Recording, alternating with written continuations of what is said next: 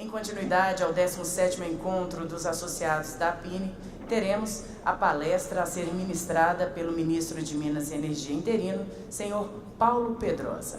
Caso queiram formular alguma pergunta, é só solicitar um formulário às nossas recepcionistas. E ao final, para mediar este momento de perguntas e respostas, estará conosco aqui ao palco o senhor Rodrigo Ferreira, presidente do Grupo Canal Energia. Com a palavra, o ministro Paulo Pedrosa.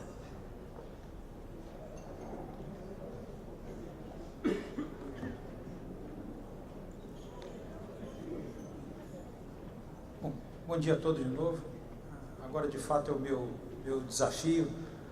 Na conversa ontem com o Barroso, eu lembrava do passado, quando eu tinha tempo com uma apresentação como essa, de surfar na internet e procurar imagens, né, para colocar nas apresentações. Até lembrava de uma que eu usei várias vezes, né, que era de um quadro pequenininho. Quando você vê ele ao vivo, você diz, caramba, era pequeno assim, do Hieronymus Bosch, que está no Prado, né, que chama-se Removendo a Pedra da Insanidade. É uma cirurgia que se pretendia fazer na Idade Média em pacientes lunáticos, né? Eu usava aquilo para ilustrar um conjunto de problemas e questões que a gente apontava como insanidades do setor elétrico. Aí quis o destino que brinca com a gente, que nos desafia, que nos provoca o tempo todo, né, que nos traz coisas novas, né, que eu estivesse aqui hoje. Né? Esse é o segundo ENASE do período, né, desse curto período de passagem pelo serviço público, mas é o primeiro que eu participo, e isso me permite um pouco também conversar. Ontem Barroso dizia, Paulo, aproveita e faz disso uma terapia de grupo. Bom, então é isso mesmo, aproveito e faço uma terapia de grupo. Eu acho que mais ainda do que se eu tivesse preparado um conjunto de materiais, né, isso nos permite navegar, né, pelo momento que nós estamos vivendo e tentar transmitir para um grupo do qual eu sinto que faz parte, né, a percepção que nós temos do que está acontecendo, que é algo muito maior, muito imensamente maior do que o setor elétrico, ou a geração, ou o GSF. Eu quero dizer que me sinto muito olhando a todos aqui, as associações, né, meus colegas de mesa aqui, parceiros, amigos, aquele grupo de mosqueteiros que está junto no combate, liderado pelo ministro, mas também as figuras importantes nessa trajetória de vida, colegas de ANEEL, na ANEEL liderada pelo Zé Mário, depois pelo Kelman, né, colegas do mundo das associações, e vejo aqui colegas de associações, colegas de empresas, né, clientes, contratantes, sócios, conselheiros meus, né, pessoas das quais eu fui conselheiro, com quem convivi nas associações, né, pessoas que inspiram, e aqui o destino colocou próximo um ao outro, né, duas pessoas que ilustram essas parcerias do setor elétrico, né, um setor tão especial. Veja ali o Cristiano, que há 30 anos atrás nós tínhamos um Jeep Lada, um molinete hidráulico, e rodávamos o interior do Brasil, esticando uma corda num rio, medindo o perfil de profundidade e vazões, né, para avançar no projeto de pequenas centrais, num momento que não havia nenhum marco legal para as PCHs, e próximo a ele o Gabardo, né, que há pouco tempo atrás, né, eu fui buscar, foi uma conversa de recrutamento do Gabardo, foi num café, num domingo, em que eu cheguei de moto com o capacete em cima da mesa, né, não o conhecia, dizendo, Gabardo, os colegas da ANEEL lhe apontaram como um dos mais competentes da agência, e eu queria lhe desafiar para ser parte do time. Não é uma coisa parecida com o que aconteceu comigo quando o ministro me buscou. Eu também não o conhecia, fui para a reunião com o ministro, olhando no Google aqui, tentando ver uma imagem dele para dizer, caramba, eu vou chegar na sala, né, quem eu cumprimento como ministro, quem é... Mas é esse processo assim, extraordinário do setor, né, das pessoas que estão aqui, tantas pessoas que fazem a história do setor, né, antigas de 30 anos aí, ou mais, como eu e Cristiano, e Zé Mário, e Menel, né, mas outros novos, né, novos no Brasil, como me permitam aqui homenagear os investidores na figura do Carlos Orzoli, que tem demonstrado confiança no país. Confiou no país, confiou no trabalho do Ministério, bidou e comprou a Celg, está transformando a empresa, bidou agora nos leilões de hidrelétrica, mostrando que esse nosso país, com toda a crise, com toda a dificuldade, com todos os problemas, é um país que renasce, se coloca para o ambiente de investimentos a partir fundamentalmente desse grupo. Eu hoje convivo, minha vida não é mais só setor elétrico, isso tem sido também muito, muito interessante. Eu avanço no setor de biocombustíveis, de óleo e gás, de mineração, e junto do governo lidero iniciativas e participo, estou liderado no campo de irrigação, políticas públicas, políticas sociais. Eu digo, muito, muito dificilmente um outro setor teria a oferecer ao país um grupo de pessoas com a qualidade do setor elétrico. Eu digo a qualidade técnica e a qualidade moral, de que apesar de que o setor de energia foi usado e foi central para um projeto político e um projeto de poder, isso determinou o funcionamento do setor durante muito tempo, mas apesar disso tudo é um setor de pessoas assim, dedicadas, competentes, tecnicamente preparadas, muitas das pessoas que nos inspiram, a gente vê pessoas que conhece há anos e vê como a cada dia elas se esforçam para melhorar, para aprender, para se reciclar, se esforçam para ser melhores profissionais, melhores pessoas e vão evoluindo. E isso assim, ilumina, ilustra a trajetória de todos nós. Eu queria concluir esse bloco inicial daquilo que é a terapia, dizendo como eu me orgulho de fazer parte desse grupo, de alguma forma me sinto, sem ter sido escolhido pelo grupo, mas representante das pessoas que eu vejo aqui na estrutura de governo, da mesma forma que sou um tradutor das ansiedades, das visões, do pensamento de governo para o grupo que está aqui. Quer dizer, acho que esse, num conjunto de pessoas que cada uma tem um papel, eu acho que esse é o nosso segredo, A competência técnica da operação está focada no ONS, no Barata, no mercado, o Rui, a equipe do Ministério, o Barroso, o Eduardo. Quer dizer, nós temos diferentes contribuições ao processo, assim como o ministro é a liderança que viabiliza tudo isso.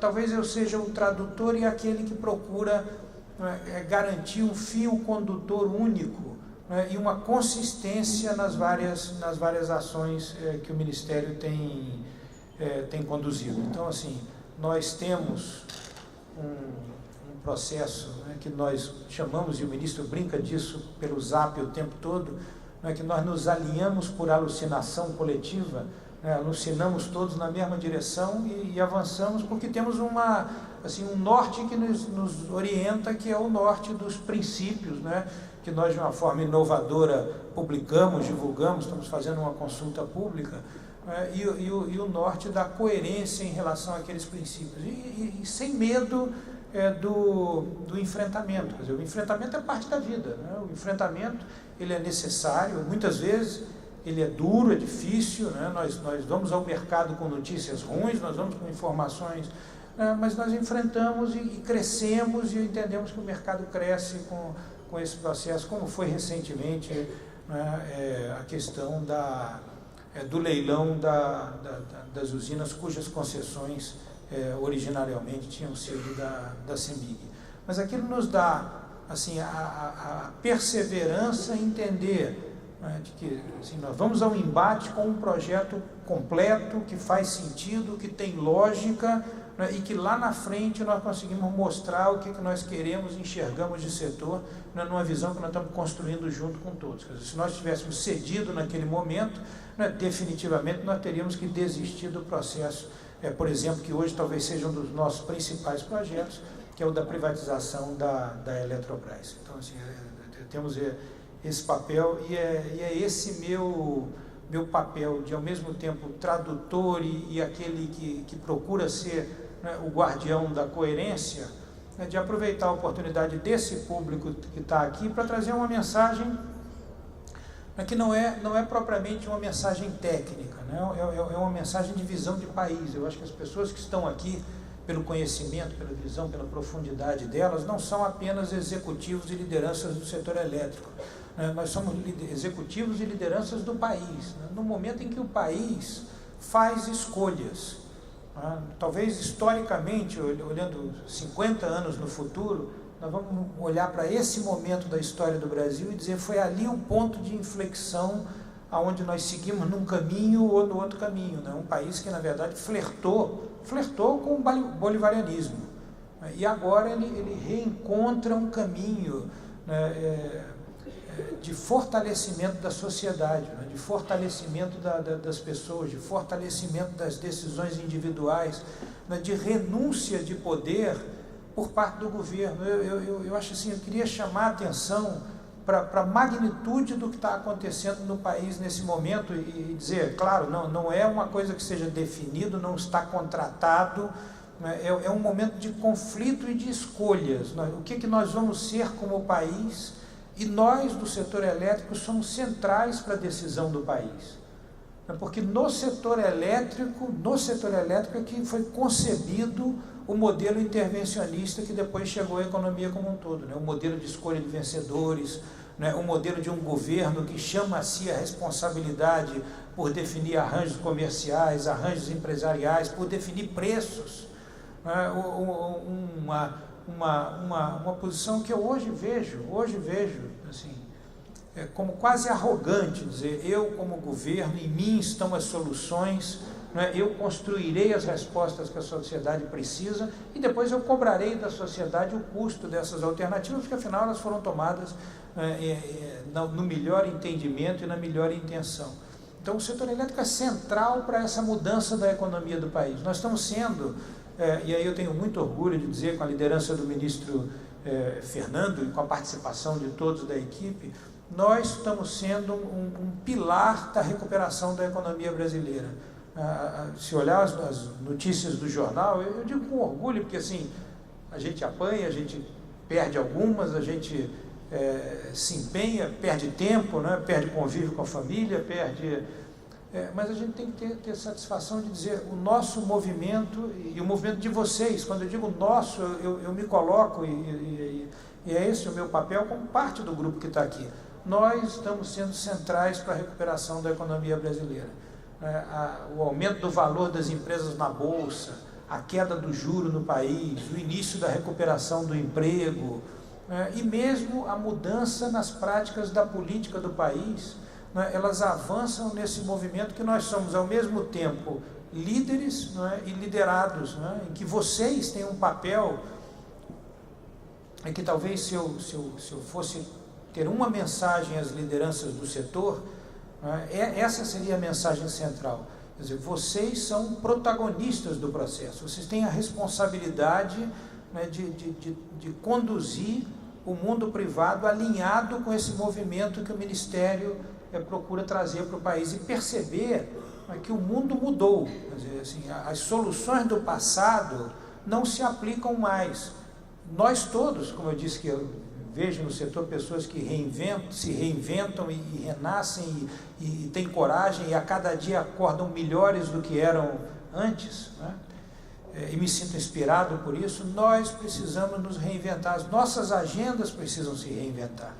Quer dizer, na medida em que o governo renuncia a poder, quer dizer, entendam que movimento extraordinário é o movimento de um governo que quer ampliar a abertura do mercado, que quer ampliar o papel do consumidor, que quer ampliar o movimento de competição, né? E quer reduzir o seu próprio poder, dar mais transparência às decisões que são tomadas sobre o sistema.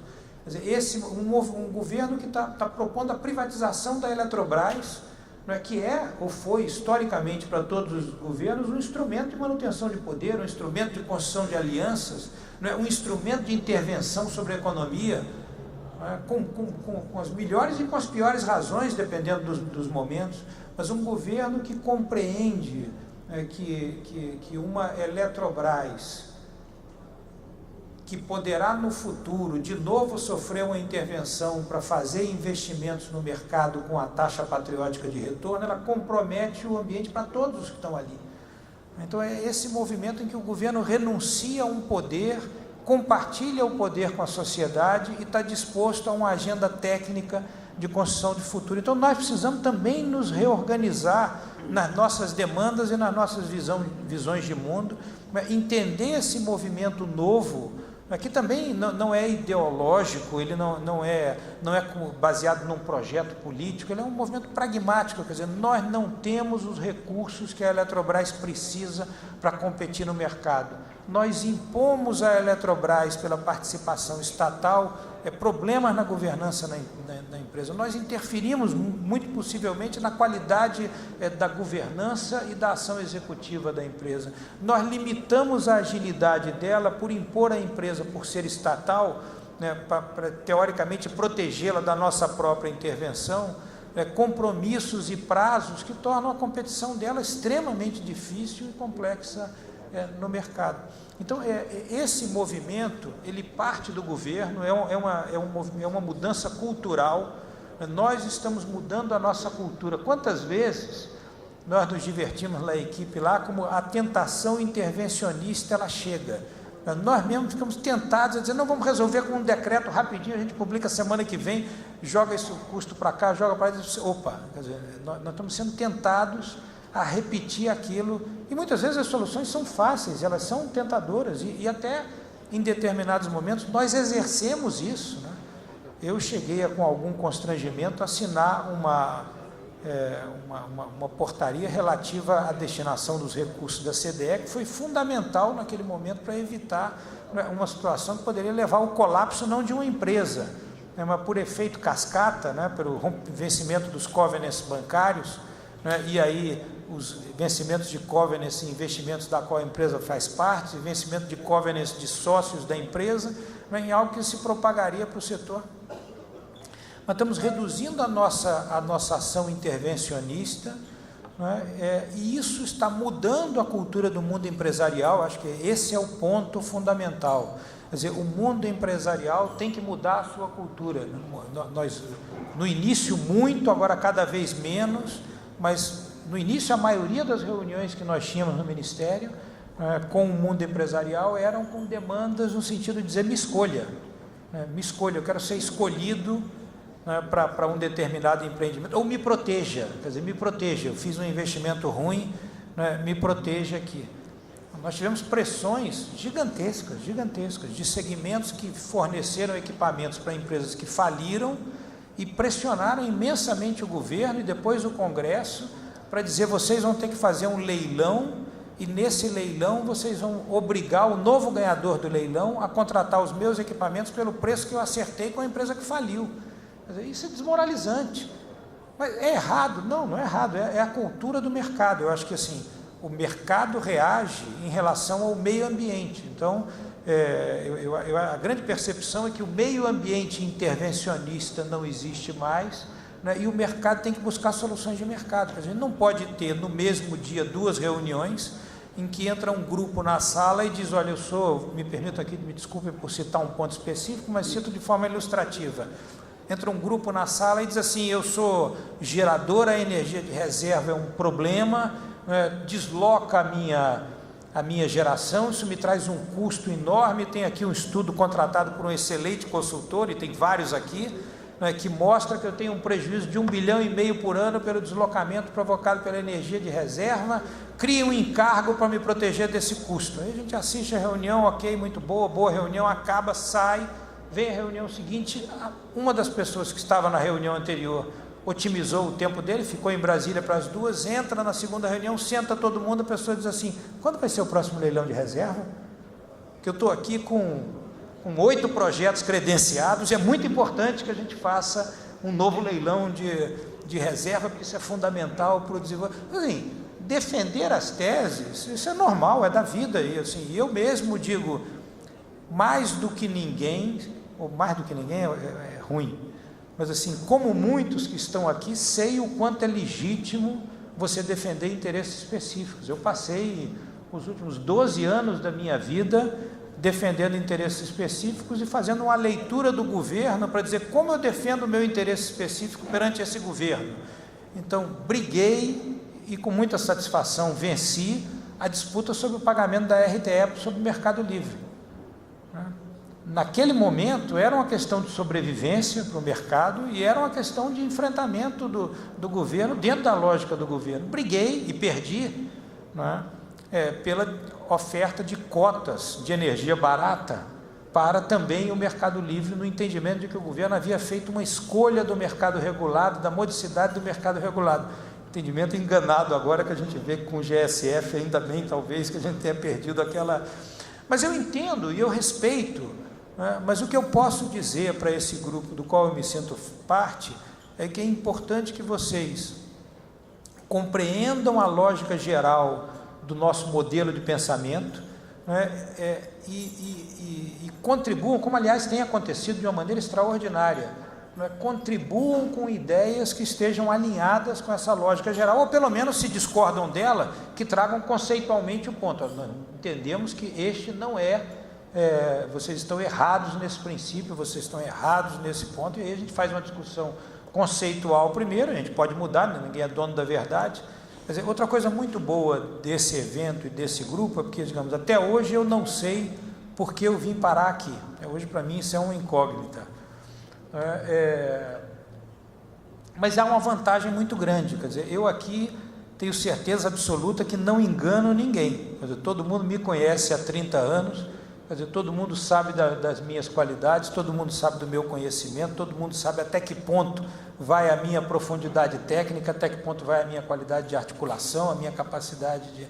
Então, assim, o que eu posso oferecer é essa sinceridade, é claro, todos sabem das minhas intenções e do meu caráter. Eu acho que é isso, eu posso me apresentar em qualquer fórum com... Aí sim eu digo, tenho... que no geral uma frase que eu aprendi a dizer e acho fantástica, eu digo assim, me contemplo, me deprimo, me comparo, me exalto, né? Mas na questão da qualidade moral eu digo me contemplo e me exalto, sei que sou provado pela vida, né? E isso eu posso de fato oferecer ao setor, ao país, né? E eu acho que é isso que é o que nós agora estamos num momento de convergência e de construção de futuro a partir disso. É fácil, bom, saí completamente do meu roteiro, mas vou resgatar alguma coisa aqui, bem na lógica da terapia de grupo mesmo. Mas assim, é fácil? Não é fácil, não é fácil. Eu de novo, outro dia, vi um mini videozinho, do Kennedy, falando sobre a conquista da Lua. E ele diz uma frase assim do tipo, dizer, e nós vamos fazer, e nós não vamos fazer porque seja fácil, quer dizer, nós vamos fazer porque é difícil. Quer dizer, no fundo é esse o pique que o ministro nos dá, nós vamos fazer porque é difícil, porque nós sabemos que o enfrentamento que está sendo feito, ele é exemplar para o país, quer dizer, nós do setor elétrico, nós que estamos aqui, quando investimos, quando acreditamos, quando aumentamos a eficiência das empresas, quando eu recebo grupos de investidores olhando para aquelas distribuidoras lá dos sistemas isolados e dizer, eu estou me preparando, assim, eu contratei 40 pessoas numa equipe, eu estou com 8 consultores, eu estou pronto para fazer um bid em cada uma delas, porque eu sei que aqui tem uma sinergia, ali tem outra, mas para mim qualquer uma é boa e eu já tenho até uma avaliação de dizer quem eu vou chamar para ser presidente de cada uma das empresas. Então, é assim, isso que está acontecendo com o setor é um movimento transformador da economia do país, de liderança de um processo, que nós vamos, se continuarmos da forma como estamos trabalhando, nós aqui, o grupo que está nós vamos ajudar a que o Brasil faça escolhas melhores, nós vamos ajudar a recuperação da economia, nós vamos ajudar a que 2018 seja um ano melhor, e 2018 sendo um ano melhor, nós vamos garantir que o futuro do Brasil pós-2018 seja um futuro de continuar fazendo aquilo que é certo, aquilo que é necessário, mesmo quando a gente desagrade, porque a gente desagrada no curto prazo, mas se a gente for consistente, nós vamos lá na frente. Eu de novo aqui vou pegar um exemplo da pressão que nós tivemos, e pressão legítima, eu digo não, de governadores, de políticos, de lideranças do setor, de fabricantes, para fazer leilões no momento em que nós entendemos que não havia uma justificativa técnica para os leilões. Mas nós não éramos contra o mercado, nós não éramos contra os leilões, nós não éramos contra a expansão, nós não éramos contra nenhuma fonte, pelo contrário, mas nós trabalhamos pesado. Se vocês olharem ao longo do tempo, o que nós fizemos para viabilizar um leilão de qualidade que vai ser feito esse ano, com a ajuda do time inteiro, foi uma ação extraordinária. A ANEEL agora, que assim, tomou uma decisão que é a decisão sólida, correta, mas é uma decisão que já aumenta a demanda do leilão, possivelmente em mais 600 megawatts. Mas nós reduzimos a garantia física, que era algo que não era feito há muito tempo, enfrentamos a discussão da redução da garantia física, nós reduzimos o RED hidrológico das cotas, nós estamos reduzindo a garantia física das cotas agora com a nova consulta pública, a ANEEL promoveu um leilão de descontratação da energia que não iria entrar e enxugou a oferta nesse sentido. Quer dizer, nós fizemos diversos movimentos que ao longo do tempo foram dando consistência ao setor elétrico, e essa consistência nos permite agora ir para um leilão que eu tenho convicção que vai dar espaço para todo mundo e vai ajudar a recuperação da economia.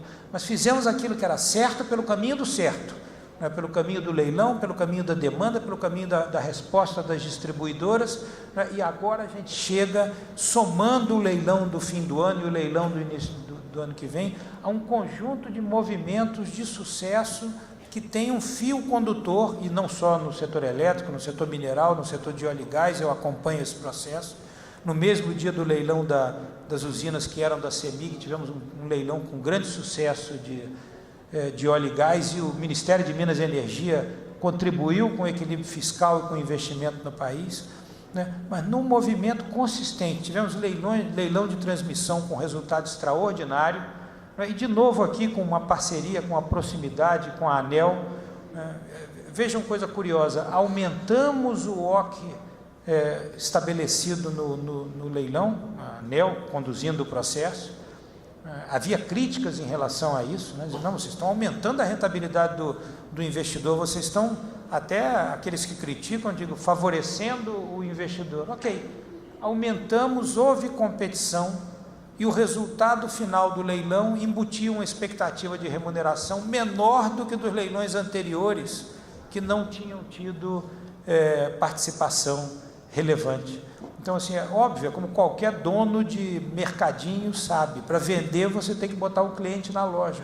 Quer dizer, o consumidor e a sociedade ganham com a competição e com a inovação, e não com a intervenção do governo, entendendo que de um ponto central, o governo vai tomar as decisões, e essas decisões ele vai impor à sociedade. Então, menos governo, mais sociedade, mais mercado, mais participação do consumidor.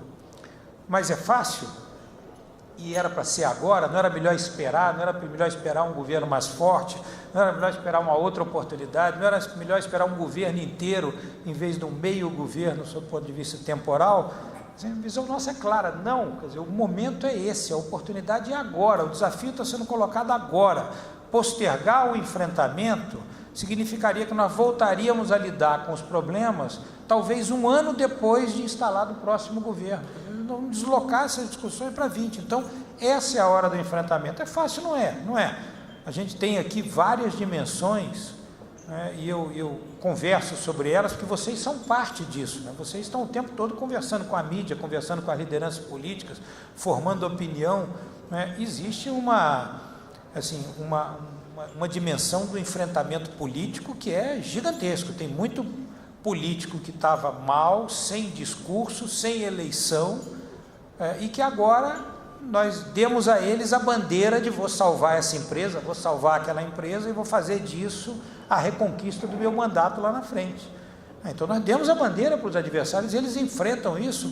Eu acompanhei o ministro 10 horas e meia em debate na Câmara e Senado semana passada. Eu e a equipe, nós estávamos acompanhando e ajudando ele aqui e ali pelo Zap, mas acabou às 10 horas e meia, nós estávamos esgotados, e ele estava novinho, pronto para um outro ciclo. Porque é isso, a vida dele é um enfrentamento político, é um enfrentamento, nós precisamos de alguém que tenha essa disposição, Talvez um de nós aqui, por mais qualificado que fosse, tivesse perdido a paciência no momento, ou tivesse desistido, ele tem essa... Mas o enfrentamento político é extraordinário, e para o ministro, que é um político de Pernambuco, que está liderando uma discussão sobre privatização da Chesf, quer dizer, é impressionante a coragem dele, e a confiança de que isso vai trazer resultados para a sociedade e para o país. Eu acho que nós todos aqui precisamos acolher o ministro nessa disposição dele do enfrentamento político, e nós todos precisamos nos engajar nesse enfrentamento. Quer dizer, quem assistir passivamente o processo vai contribuir com o lado que nós estamos enfrentando. Então, cada um tem que dizer quais são os meus instrumentos, com quem eu falo, quem é o meu parlamentar, quais as lideranças políticas que eu converso, quais os editores de jornal, não é, que eu posso visitar, quais as lideranças do país que eu posso mobilizar. O enfrentamento político ele precisa ser de todos nós. Que números, que informações, o que eu boto na minha rede social, não é, o que eu digo na minha entrevista, para contribuir com esse processo que é transformador, não é para o setor elétrico, eu de novo digo aqui, o que nós estamos fazendo, nós como grupo, é muito maior do que o setor elétrico, é apontar um rumo para o país. Existe uma questão do enfrentamento dos passivos, e aqui eu digo, os passivos, assim, tem nos surpreendido, a gente fez um mapeamento dos problemas quando chegou, e o que estava contratado e agora vai aumentando é surpreendente, mas nós temos que fazer o enfrentamento dos passivos. Em muitas situações nós vamos ter que dizer para a sociedade, nesse ponto você foi enganada, aquela energia que contaram que era barata, ela não era barata, ela estava sendo subsidiada por diversos mecanismos, e agora nós precisamos contar a verdade, nós precisamos fazer o ajuste, nós precisamos fazer um write-off do que está errado, um custo vai ter que ser rateado, e aí não tem jeito, vai ter agente do setor que vai perder, o consumidor vai pagar mais, o contribuinte vai participar do processo, mas não é como no passado, que a gente está pedalando a máquina para fazer de novo, mas nós vamos precisar enfrentar para resolver problemas grandes em relação aos passivos do passado. Nós temos que ver os desafios climáticos, né? Eduardo sempre aqui lembra dos desafios climáticos do futuro, né? De preparar o Brasil para uma outra era, né? A era do combate ao aquecimento global, né? Das renováveis, mas também o problema climático hoje, que o Barroso falou, Barata falou, 5 anos com metade da vazão no Nordeste, né? Então esse desafio climático aumenta os nossos problemas enormemente nos campos que a gente está enfrentando. Se a gente não tivesse desafio climático, eu digo assim, se tivesse chovido bem nos últimos 2 anos, a nossa vida hoje estaria assim, no meu entendimento, bastante mais fácil. Mas tem o desafio tecnológico, né? Também o setor finalmente está sendo confrontado pela energia de custo marginal zero, pela geração distribuída, né? E isso nos traz combinado com outro desafio, né? Que é o de reconhecer o verdadeiro custo da energia, inclusive do modelo de financiamento, né? Uma dificuldade, porque nós estamos chegando num limite de custos que vai chegar um momento que pela tecnologia o consumidor vai dizer tchau. Quer dizer, eu estou pagando R$900 o megawatt-hora de energia e pago 47% de imposto sobre isso, então o custo efetivo da minha energia está sendo R$1.500 o megawatt-hora, tchau, vou embora, vou abandonar os governos e vou abandonar o setor. Então, assim, o desafio tecnológico que chegou no setor, o desafio social, né, que as pessoas querem liberdade, as pessoas querem escolher o fornecedor de energia, as pessoas querem poder escolher energia renovável, as pessoas querem participar do sistema, as empresas querem, o comércio quer, né? Então há uma pressão social, e talvez aquele mais visível e maior deles é o desafio do financiamento do setor, né? Nós não vamos ter mais o acesso ao dinheiro barato, né, em que o governo pegava dinheiro da sociedade pagando 11% às vezes real de taxa de retorno, entregava para o BNDES entregar 0,5% para o setor elétrico. Então isso criava um modelo que era extraordinário, né? E a eficiência do modelo de financiamento acomodava os custos e permitia toda a sorte de aumento de custos na cadeia da energia até chegar no consumidor, porque partia de um financiamento baixíssimo, a custo baixíssimo. Nós não teremos mais isso. Aí eu vejo muita gente com saudosismo, dizer assim, mas o setor era bom, aquele modelo era extraordinário. Era. Agora, nós podemos voltar a ele? Nós não podemos voltar a ele, nós não conseguiremos voltar a ele. Eu brinco na equipe lá, eu também, se eu pudesse escolher, eu queria ser o secretário executivo do ministro do presidente Geisel. Porque o poder que ele tinha de ligar para o DENAI, de ligar para a Petrobras, de ligar para a Eletrobras e faça isso, faça aquilo, o preço é esse, aquilo é aquilo, o dinheiro vem daqui, fulano faz, não existe mais. Quer dizer, não adianta a gente ter um saudosismo por um cenário que não existe. Então o setor vai mudar. Quer dizer, e essa mudança, talvez aqui nem todos assim, consigam ter a percepção do que isso significa para o setor elétrico. Na medida em que a gente não interfere no preço da energia, na medida em que a gente aloca o custo adequado a cada fonte, na medida em que o financiamento virá por mecanismos de mercado que tem um outro padrão de custos, na medida em que a gente vai alocar corretamente o que é custo de perda, o que é custo de transmissão, o que é custo de investimento, assim, o arranjo do setor elétrico vai se transformar. Quer dizer, o setor vai passar, ultimamente a gente olhou uma tendência de migração de grandes linhas de transmissão para buscar energia de projetos estruturantes, né? Isso foi assim, o mote do setor elétrico nessa última década. Esse modelo, assim, nós não temos, de novo, não é ideologia, não é puro pragmatismo, nós não teremos os elementos para viabilizar isso. Quando você considerar o custo real disso, quando você alocar o risco de forma correta, né, aquilo que parecia ser muito barato não será mais. Então, a geração distribuída, o projeto que acelera a entrada em operação, antecipa o fluxo de caixa, começa a pagar o financiamento antes, né, o projeto que gerencia o risco, que diversifica, né, o projeto que encontra sinergias com outras energias, aquele que entrega mais atributos que sejam valorizados para o sistema, eles vão se valorizar e nós vamos desmontar um modelo. E aí assim, eu sei que muitas vezes isso é desconfortável, né? O ministro disse num artigo extraordinário que ele escreveu, quer dizer, o futuro vai acolher bem aqueles que se renovarem e competirem e estiverem baseados na competência, mas vai haver uma mudança, né?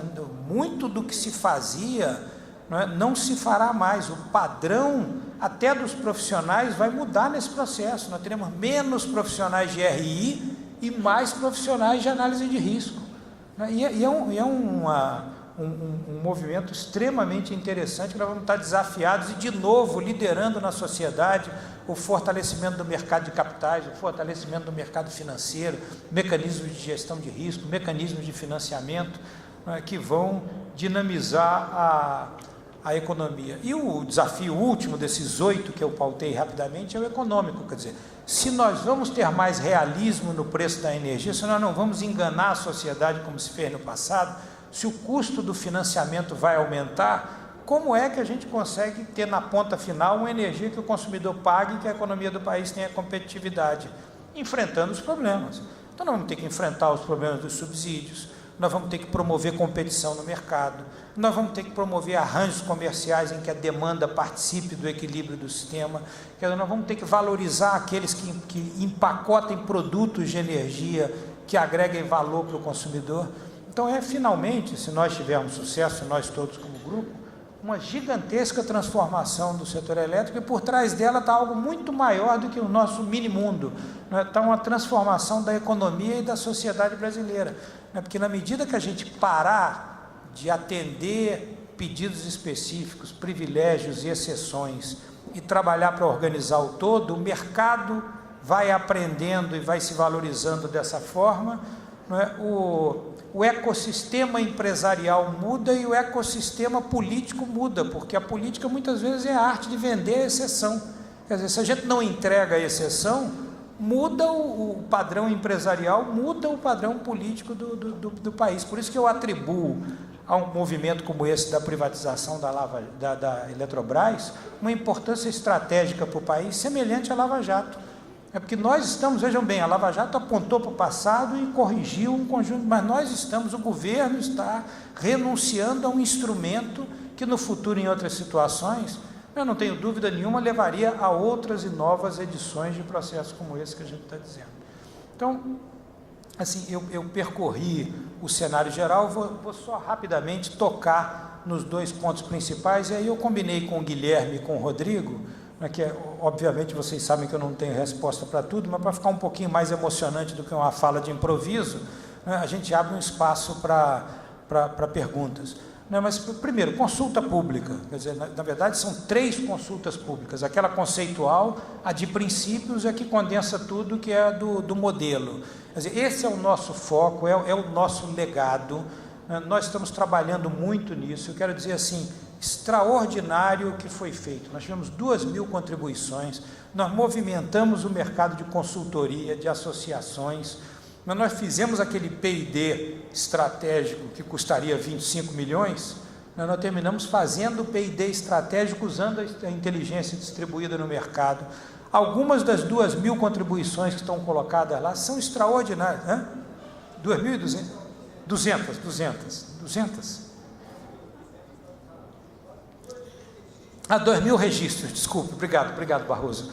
Mas assim, algumas são extraordinárias, empresas produziram cadernos, você olha a qualidade dos cadernos que elas produziram, eu fico imaginando a geração que chega no setor elétrico agora, ter a oportunidade de pegar aqueles cadernos, ler e estudar, ali tem um MBA, não é, condensado num material de qualidade que está oferecido para todo mundo. E também a participação das associações e das empresas, que muitas nos ajudaram, e ajudaram ao setor, fazendo compilações dos resultados, estruturando, organizando em tabela, né, colocando alinhamentos ou não, e ofereceram isso a todos nós. Esse movimento nós estamos empenhados, a equipe está empenhada. Houve, é claro, um delay, porque o destino nos colocou essa oportunidade de trabalhar na privatização da Eletrobras. Não era o projeto original. Quer dizer, no projeto original nós melhoraríamos a governança e a gestão da Eletrobras, né, e criaríamos vacinas na empresa que talvez no futuro ela deixasse de ser interessante ou vulnerável a intervenções, mas no final o destino nos deu essa oportunidade e nós de novo com coragem resolvemos enfrentar. Então houve um delay, mas o material da consulta está em avaliação, nós esperamos até o final do mês ter a conclusão e apresentar assim, mostrar ao setor e levar aos tomadores de decisão no plano político, entendendo que nós vamos conseguir, e já conseguimos bastante, amenizar o nível de conflito, esclareceu as nossas intenções, aprendemos muita coisa do que a gente colocou lá, a gente está vendo que a relação custo-benefício simplesmente não vale a pena, então isso confirma a importância e a qualidade do processo, e confirma que assim como vale a pena você ser humilde, né, de reconhecer que não tem a visão geral, não tem o conhecimento geral, você precisa da inteligência coletiva contribuindo com o processo. Então, isso está avançando. A Eletrobras terminou o processo da Eletrobras passando na frente, a gente espera resolvê-lo com o PPI fazendo e planejamento nos próximos dias, 2, 3 semanas. É uma modelagem extremamente complexa, é um processo delicadíssimo que os advogados estão permanentemente me lembrando que eu não posso falar nada, porque qualquer coisa que eu fale pode interferir no valor das ações, isso é algo que pode trazer responsabilidade aos gestores, né? Então eu tomo um cuidado enorme com isso, mas assim que as coisas estejam definidas, né, nós vamos, pelo caminho correto do fato relevante, né, divulgar o mercado ao processo. Mas, de novo, não se trata de uma visão ideológica, é pragmatismo. Nós não temos os elementos, né, para promover a recuperação da Eletrobras, e a empresa não tem condição de competir no mercado, ela vai continuar destruindo valor, né, e isso será muito ruim para a sociedade, apesar do trabalho extraordinário que o Wilson vem fazendo, né, no enxugamento da empresa, na redução de custos, no enfrentamento de questões assim, difíceis e com venda de ativos, com redução de quadro de pessoal, mas isso assim, é pouco frente ao que nós antecipamos do papel de uma nova Eletrobras, né, como um agente de mercado, investindo e cumprindo um papel fundamental na expansão da geração e da transmissão do setor elétrico brasileiro, com a visão empresarial, e se livrando de problemas do passado. Quer dizer, a Eletrobras perdeu 40 bilhões com as distribuidoras que nós vamos privatizar agora. Assim, definitivamente não era negócio para a empresa. Não tem as pessoas perguntando, você vai vender as distribuidoras? Eu digo, puxa vida, se eu pudesse eu dava. Algo que vale menos 40 bilhões, nós temos que enfrentar, nós temos que dizer para a sociedade, uma delas, em um ano, o custo operacional acima do regulatório, em um ano, consome 35 anos da rentabilidade regulatória da concessão. Então, em um ano, você destrói 35 anos de valor. Como é que a gente pode, assim, ter uma empresa dessa e continuar pedalando esse sistema, que a sociedade paga o custo, né? Paga o contribuinte indiretamente como investidor na Eletrobras e paga o consumidor, seja da região, seja do país inteiro. Né? Uma empresa que a nossa assessoria modelou, comparou com empresas privadas de porte semelhante, extrapolou os dados e mostra ali, assim, nós perdemos 175 bilhões de reais na Eletrobras, a União, nos últimos 10 ou 12 anos. E esse processo continua. Ano passado nós botamos 3 bilhões no capital da empresa, aportes da União nesse cenário de total desequilíbrio fiscal. 3 bilhões nós botamos para manter a empresa naquele processo de dizer tem que botar, porque tem que fazer um aporte no projeto de Belo Monte semana que vem, se não fizer acontece isso, vence o COV, nesse aí corre, vai na fazenda, vai ali para buscar.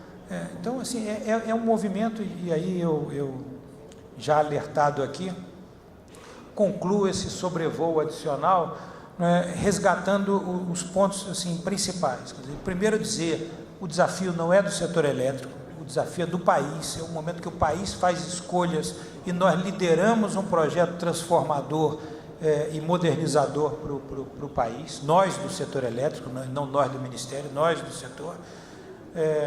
Cada um de nós tem responsabilidade nisso, quer dizer, o mercado, os agentes, a sociedade, os investidores, os consumidores, os agentes públicos têm uma responsabilidade, a ANEEL, a mídia, a imprensa, de destacar o quanto a ANEEL nos últimos anos criticou a gestão das estatais e o quanto isso penalizou a sociedade. Então todos nós precisamos ir a esse embate político, econômico, para viabilizar o projeto que é de todos. E dizer de novo, nós não somos donos da verdade, estamos 100% abertos ao diálogo, temos aprendido muito, temos ajustado as nossas posições com esse aprendizado. Por favor, sintam-se parte do processo, participem, peçam, venham, tragam material, informações, cheguem ao ministro, cheguem a mim, ao Barroso, à equipe, ao Eduardo, ao Fábio, com as visões de vocês.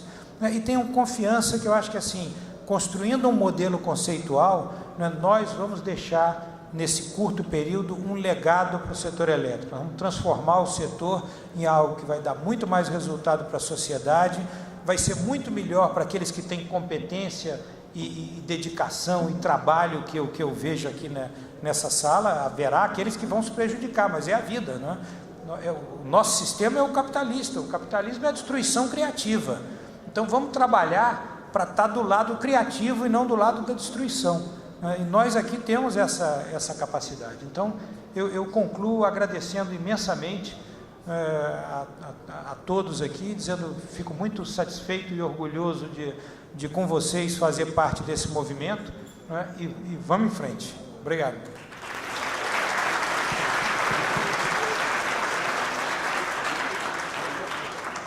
Obrigado, Paulo.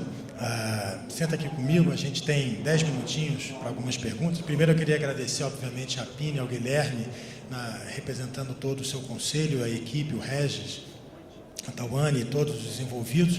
Agradecer também aos associados, na figura do Luiz Fernando Viana, presidente de honra, presidente vitalício, como o Guilherme o chamou. E eu lembro a todas as senhoras e os senhores que nós temos fichas de perguntas para que a gente possa lançá-las ao Paulo, ou por microfone também. Paulo, eu queria começar primeiro destacando rapidamente, em um minutinho, uma coisa que você e o Barroso falaram com muita precisão, que é a articulação, e o Rui também, o Barata, todos mencionaram isso, a articulação que existe hoje entre o governo e a conversa fácil e tal, e não é de se estranhar, porque quem conhece as pessoas que compõem esse time entende perfeitamente a origem desse intercâmbio e dessa articulação que existe entre vocês. Eu acho que você já participou, a gente já fez uns 150 eventos, você deve ter estado conosco no mínimo em 50, o Luiz, como consultor, dos 150 ele participou de 190, e acho que se a gente fosse escrever um livro sobre o que pensa vocês, o livro seria igual ao que está acontecendo agora. Então, Paulo, eu tenho algumas perguntas aqui do Conselho da PIN, enquanto a plateia se manifesta, e assim, straight to the point, está tudo muito bom, está tudo muito bem, mas a gente quer saber quando é que a CP33 vai virar projeto de lei, medida provisória, como é que isso vai ser feito, como é que vocês enxergam essa janela que, em tese, a gente tem basicamente até abril, quando se inicia o processo eleitoral de 2018. Qual é a expectativa de andamento dessas ações no Ministério de Minas e Energia? Vou ser bem direto. nossa expectativa é, em 2 ou 3 semanas, fechar o projeto Eletrobras. Ele vai ter que ser focado na Eletrobras, porque a Eletrobras tem uma lei específica que trata dela, então haveria fragilidade, nos ensinaram os jurídicos, os advogados do processo, se a gente tratasse da Eletrobras num pacote maior. Então, as questões da Eletrobras e associadas indiretamente à Eletrobras, como, por exemplo, uma alternativa de solução para o GSF, seriam fechadas em mais umas 2, 3 semanas. É um artesanato complexo, porque o governo tem diferentes áreas de competência, Fazenda, Planejamento e PPI. PPI, por exemplo, com muita experiência nos processos de desestatização, que tem todo um regulamento próprio. Então, nós estamos acomodando as diversas visões, mas a clareza é o seguinte: o movimento principal não é a arrecadação. A arrecadação é um efeito colateral positivo do processo. O drive do movimento é uma melhoria do setor elétrico, é aumentar a competição, é desindexar, é trazer o risco que estava alocado de forma compulsória para o consumidor de novo para dentro do mercado, é promover a competição em contratos que sejam renovados em prazos menores, é desindexar contratos de longo prazo protegidos da inflação e num regime de custos, né? Então, assim, esse movimento do setor elétrico é o grande drive da mudança, e é isso que nós queremos otimizar. O segundo movimento, que é o da consulta pública, a equipe está trabalhando, e eu imagino que 2 semanas depois, 3 semanas depois, nós possamos ter ele também apresentado ao Congresso. Então, eu diria assim, numa hipótese boa, otimista, em 1 mês, tudo isso estará transparente, nós estaremos no embate já no plano político, numa expectativa menos otimista, 60 dias. Tá, isso, então, vão ser 2 medidas provisórias? Bom, decreto, também isso tem que ser discutido como governo. Hoje, a nossa visão é que o caminho das 2 medidas provisórias é o ideal, né? Isso se justifica. Na consulta pública, nós tivemos muitas opiniões do mercado dizendo que os problemas do setor elétrico são urgentes e, portanto, nós teríamos os elementos para justificar a urgência de uma medida provisória. Mas há caminhos alternativos. Pode ser uma medida provisória e um projeto de lei com urgência urgentíssima. A gente pode apresentar um projeto e depois, na discussão do Congresso, em conjunto com o relator, trazer para a primeira medida provisória elementos que estejam da discussão do setor. Vai depender muito, eu acho que assim, o segredo do sucesso está na maturidade do setor e na nossa capacidade de ir ao Congresso unidos em torno de algo comum. É aquilo, todo mundo às vezes vai entender que perde um pouco num determinado elemento, mas vê um contexto geral que é bom. Eu tenho, seja qual for a solução, no início do ano que vem a gente gostaria de ter isso tudo aprovado. E então a ideia é que no primeiro momento se trate de Eletrobras e desjudicialização do risco hidrológico, na medida em que esse é um elemento que impacta o valuation da empresa. Isso, e é um elemento de urgência urgentíssimo, porque veja só o paradoxo que nós estamos vivendo. Nós estamos com preços tetos da energia. Não há problema de abastecimento, mas há um problema de custos muito elevados. Isso é ruim para a sociedade. Num momento como esse, o mercado de curto prazo não está funcionando. Então, assim, um gerador que poderia gerar um pouco mais para liquidar e receber R$600, não está fazendo isso. Um consumidor que tem sobra de contrato, que poderia reduzir a sua demanda e liquidar a R$600, não está fazendo. Então, nós perdemos um elemento que seria fundamental para a eficiência do setor elétrico com o não funcionamento do mercado de curto prazo. E ao resolver a desjudicialização do risco hidrológico, a gente já deve resolver e aperfeiçoar o MRE, ou isso é uma outra discussão? Tem um grupo de trabalho criado no Ministério para fazer isso, que acabou de fazer uma consulta pública e que está discutindo o tema do MRE de forma conceitual. Quer dizer, até porque, digamos, há uma convergência de todos que o mecanismo de realocação que estava focado no risco hidrológico, ele terminou se transformando num mecanismo, inclusive de condução, de alocação de outros riscos e de condução de políticas públicas, inclusive política de modicidade. Quer dizer, a antecipação da garantia física dos projetos estruturantes, né, foi uma política de modicidade feita. É claro que o empreendedor que bidou no processo não tem nada a ver com isso, mas foi uma política de modicidade feita com custos alocados a outros agentes do setor. Então, esse enfrentamento está sendo feito no grupo. Eu acho que o o pessoal está tentando até antecipar as discussões para esse grupo, para ver aquilo que a gente conseguir incorporar e tratar agora na oportunidade, nós vamos tratar. O que nós estamos buscando é uma solução conceitualmente alinhada com a visão geral do setor. Quer dizer, soluções, por exemplo, que digam eu vou tabelar o risco do GSF, mesmo que sejam boas soluções para o gerador hidráulico, não são soluções que nos agradem, soluções de tabelamento, ou soluções que digam, não, vamos criar uma banda e vamos fazer uma compensação ao longo de um período e o consumidor assume o risco associado a isso. Quer dizer, nós estamos trabalhando para desmontar esse modelo em outras fontes, então não faria muito sentido a gente desmontar um modelo que aloca risco para o consumidor, ao mesmo tempo em que a gente está recriando ele para um outro segmento. Então, o ideal é uma solução conceitualmente alinhada com a visão geral. E uma última pergunta, Paulo. Você acha que um dos grandes desafios da CP33 é resolver a transição para um modelo de financiamento separando lastro e energia? E como é que você imagina que os associados da PINE, a iniciativa privada, possa participar dessa expansão num ambiente estruturado dessa forma? Vamos lá, Rodrigo. Assim, esse é o maior desafio que a gente tem, mas não somos nós que estamos provocando. Há quem às vezes nos procure e diga, puxa, mas estava tudo funcionando e vocês estão criando uma coisa nova que é mais difícil do que a anterior.